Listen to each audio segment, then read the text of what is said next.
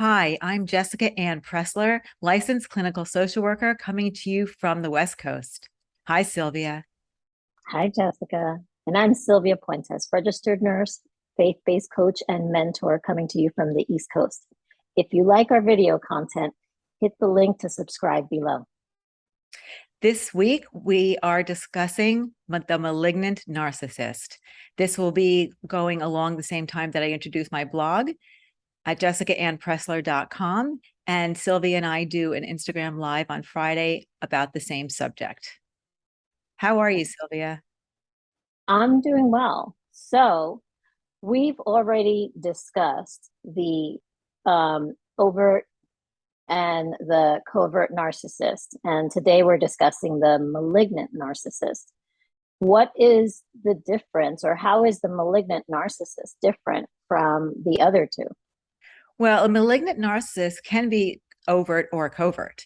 Overt in that it's more obvious. It's the grandiose. It's the one most people think about when they think about the larger than life, the conceited. I mean, that's a common use word, person. The covert one, which we discussed, is the ones that are more private, that things go on more covertly, secretly. It's the person that may play the victim. So the malignant narcissist can be either one, and can use various tactics. But what makes them malignant is that they're actually cruel, and they have now all narcissists most have little to no empathy, and so a malignant narcissist is no different. But they almost come across as having almost no conscience, and there's sometimes a thin line between a sociopath and a malignant narcissist. And my understanding is, and there may be many differences, but one of which is a malignant narcissist still cares about what people think of them, where a sociopath just doesn't care. They're just cold. They can have no emotion, where a malignant narcissist can be emotional. So that's Right. one way of telling the difference. I mean, that sounds pretty extreme. I mean, to a malignant narcissist, be somewhat compared to a sociopath. What would be the characteristic traits of a malignant narcissist? Well, so we talk about the spectrum of narcissism, because I'm not talking about what's in the DSM-5 revised, Right. but I'm speaking about the words that we use and as the lingo of a narcissist traits. So there's a spectrum, and the malignant narcissist would be the worst of the spectrum. So they're very out for power and control. They lie often. Let's just take a romantic relationship, but it could be in any. I mean, they're in every relationship, but they're liars. They're cheaters, which can happen in business as well, in families. They have absolutely no regard for what they do to you. So let's just take an example in a business relationship. They work for someone, but they may be skimming money out of, let's say it's a store, out of the cash register. And basically they're just thinking like, I got away with this because I'm smarter than you. I mean, there really isn't any care in the world that that person may not have dinner that night. There's a complete disregard, where not all narcissists are like that.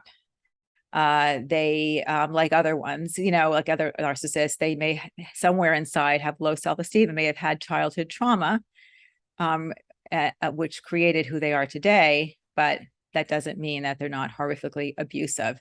They can be, I should say, physically abusive, mentally abusive, verbally abusive, emotionally abusive, financially abusive, and not a care in the world. They just don't care as long as they're getting their needs met. Right. So what would you recommend that someone who is in a relationship with a malignant narcissist do? Okay, so if possible, run away. But I know that's not always possible. So as we have spoken about with all the different narcissists that we've spoken about, knowledge is key. So you know who they are and what to expect, and to realize that you're not alone.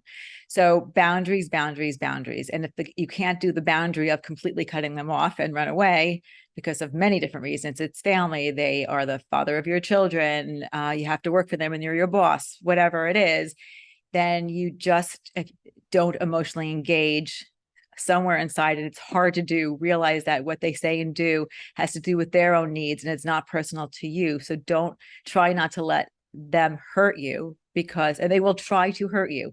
They will learn your vulnerabilities. They will be the one in the first, let's just say the first day they meet you, and ask you questions and make you feel like they care about you. And then they will take those vulnerabilities and use them later on.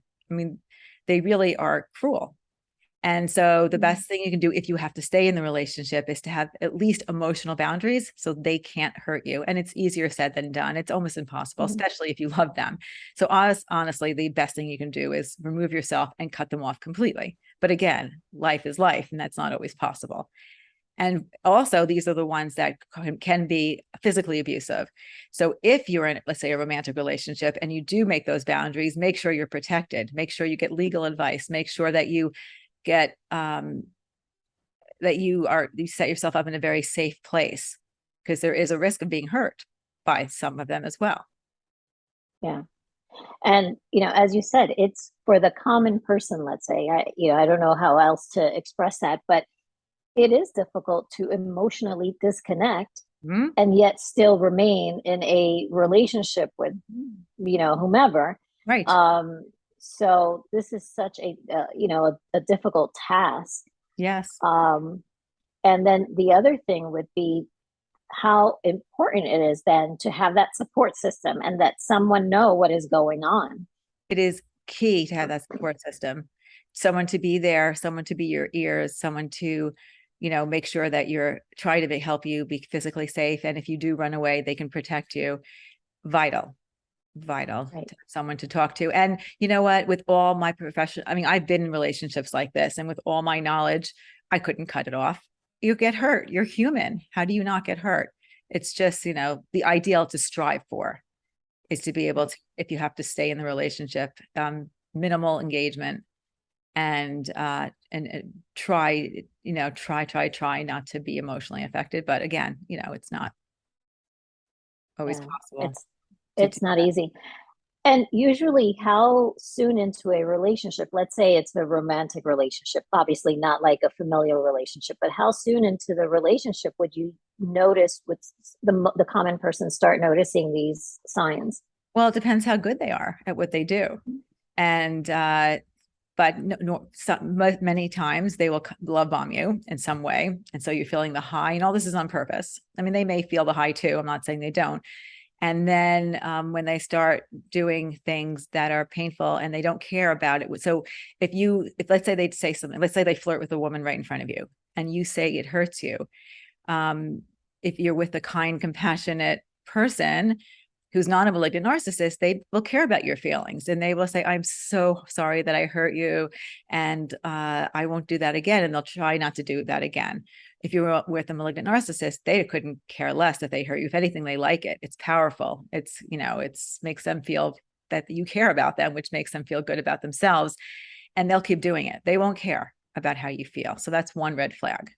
They just won't take your feelings in regard to anything that they do. Yeah. Well, not only powerful, I assume they'll feel that they have the control, right. And that's where they like to be. 100% correct. That's what they thrive for. They live off that. Right. All true. All true. Very scary, very, just very hurtful, very dangerous emotionally, and could be physically, mentally, to be involved with a malignant narcissist. And dangerous in all the ways that you just mentioned. And if you're in a romantic relationship, many of them really do lie and cheat. So be careful, because physically your life is in danger if they're sleeping around. So really important to protect yourself. Yeah. Wow. Wonderful speaking to you today. Yeah, wonderful speaking to you. Thank you for so much important information. We know that your blogs are amazing and they're helping so many people. With your help spreading the word. Thank you. Thanks. So again, don't forget, guys, like and subscribe, and we'll see you the next time. Bye, everybody. Bye.